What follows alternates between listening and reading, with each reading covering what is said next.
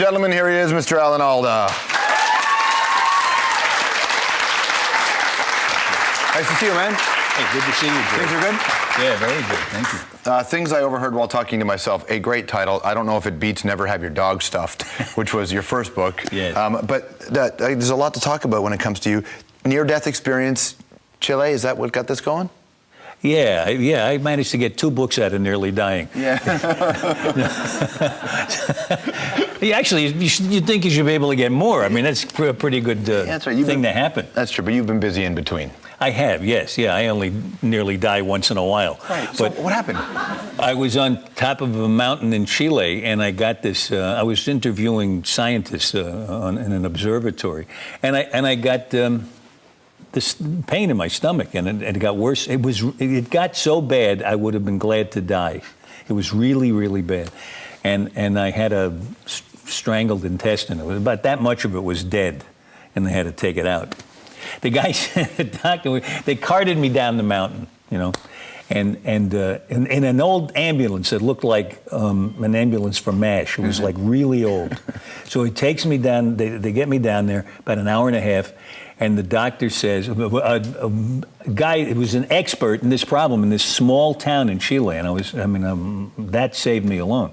And he said, what's happened is some of your intestine has gone bad, and we have to cut out the bad part and sew the 2 good ends together. And they said, oh, you're going to do an end-to-end anastomosis. I mean, you should have seen his face when I said that. He said, how do you know that? I said, oh, I did many of them on MASH. Right. And it was, in fact, that was the first operation I learned about on MASH. This one I was going to have now. And he used to watch MASH when he was in high school. When you're going through that, do you have your real moment? Because, you know, we all say, I think I'm going to die, but you probably think you're going to be okay. When you actually face it and things don't look good, what was going through your head? Just taking care of business. I was shocked. I'm shocked to think back on it, that I wasn't scared. I didn't worry about dying. All I was thinking about was, I might not wake up from this operation, so I want to get a message to my wife and my children and grandchildren. That's all I thought about, and I dictated a few words to them. Very pedestrian words, by the way. What did you say? I mean, you'd think I could have come up with the Gettysburg Address. It's the last thing that I have on my mind, and I say, I love you, I know you'll take care of the family, don't ever, you know. But what else are you going to say? What else is there worth saying except at a moment like that? Certainly. You know? It's actually, it sort of rings true to you, though, in that so much of your career and your life choices have been about your family. Yeah, that's true. And a lot of guys in your position, family is the afterthought. And for you, you made a lot of decisions to keep them in your life. Well, I'm so much better than those other people. Oh, clearly. Clearly. Yeah. If you, of late, I mean, you keep working. I always sort of laugh at the fact that for a guy who seems to have the values that you have, you seem to be becoming very popular playing really hard-line right-wing guys. You mean the Aviator, even the Republican in the West Wing, like you really are. The guy in the West Wing, you know, that was one year where I played 2 Republican senators in the same year. And one was a really bad guy in Aviator. And the guy in West Wing I thought was a very principled guy. And, you know, he had his own way of looking at things. But he wanted to do the country good. Weren't you asked to actually be a senator? I was. Isn't that amazing? When I was doing MASH, when MASH was very, very popular. And I think twice I was visited by a political club in New Jersey where I lived. And they said, we'd like you to run for senator, for a U.S. senator down in Washington, you know. And I said, and right away I knew, I didn't have to think about it. It's one of those things where I knew right away what I valued, what I wanted to put my time on. Mm-hmm. I said, I'm an actor, I'm a writer. I'm not interested in being a politician, and I wouldn't be good at it. I'm not qualified to run for senator. They said, yeah, but you could win. Yeah. Good enough. Is this how they picked them? Yes. I mean, what if they got a president that way? That could be catastrophic. And what if they didn't even vote for that president and they got that?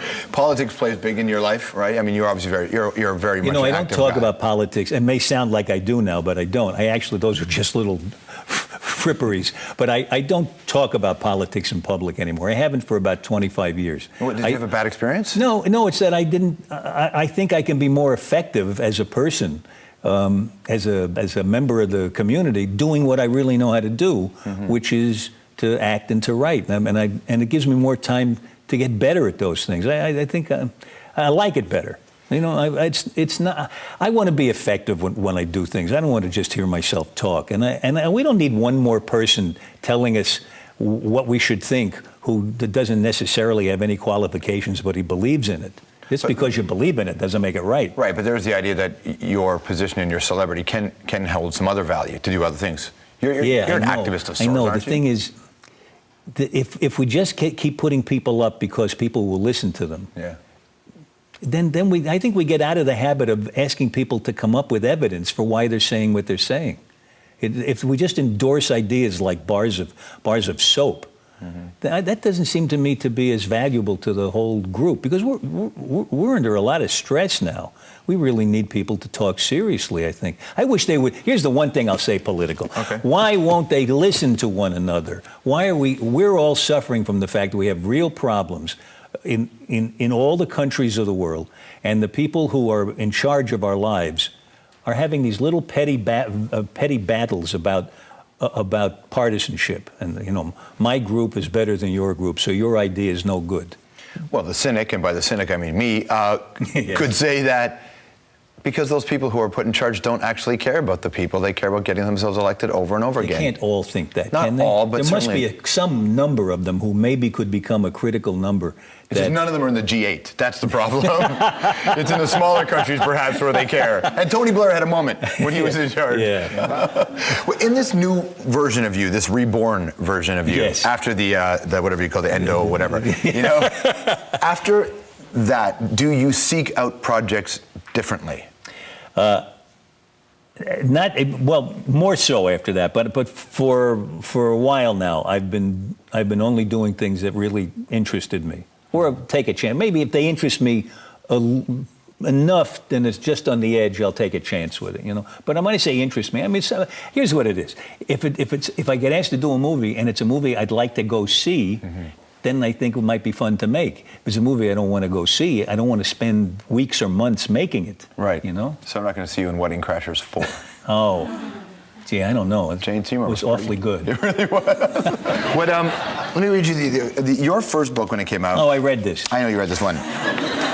So this book here, the first line is, "I was so glad not to have died that day. I made it my new birthday." Yeah. Right? October 19th. Right. In the previous book that you wrote, which is we had Did I say the same thing? Well, no. But how my mother didn't try to stab my father till I was 6 or something like that. Yeah. I kind of like good first sentences. You know? No kidding. Yeah. Well, that's a pretty good first sentence. My mother didn't try to stab my father until I was about 6. Until I was 6. Yeah. And that's true. I mean, that's not just for effect. The poor woman was psychotic. Right. You laid it all out on the line, though, and then I found that it's a really interesting. If acting's about choices, living is also about choices, and you made a very clear choice to tell that part of your story, and that part of your life. Well, and I have to admit that here's two things. One is I didn't tell things that I thought were personal. Right. Were private. I told things that were personal, because you can't do art without being personal. Right. It has to feel like a person. But if it's private and that's really yours alone, and you don't want to expose that to the world, then that's different. So I was personal. But here's the other thing: as much as I could, I wanted, because I had a good story to tell, I didn't want to leave much out, you know, because it was such to me, an engrossing story of this little boy trying to grow up in these weird surroundings, standing in the wings watching burlesque at the age of 2. Staying in the change room. While the women, the chorus girls, are changing their clothes. Turn your back now, Allie. We're going to change our clothes. And I'm standing with my face pressed against their silk costumes, and I can smell the perfume, and I can hear the rustle of their clothes behind me. Well, it all makes you the man that you are, right? Right now. Keep the camera up. That's all I'm saying. Keep the camera up. No one needs to see that.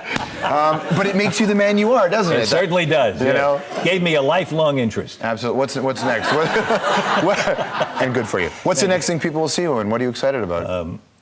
I'm going to make a movie with Rod Lurie, who's the director-writer, and it's about a case where a woman goes to jail. A reporter goes to jail for not revealing her source. Gee, I don't like to say political things, No. yet I make political choices. Well, no, but it's a very interesting First Amendment question. I mean, I'm really interested in the way our life works. I just don't want to. I really try not to tell people what to think. Yeah. I know that makes me sound saintly, but not so much. Thanks for coming in, man. It was great to see you. I really enjoyed talking Thank with you very Appreciate much. it. Alan Alda, everybody. Here's the book, Things I Overheard While Talking to Myself. There's Alan Alda. Stick around the hour. We'll be right back.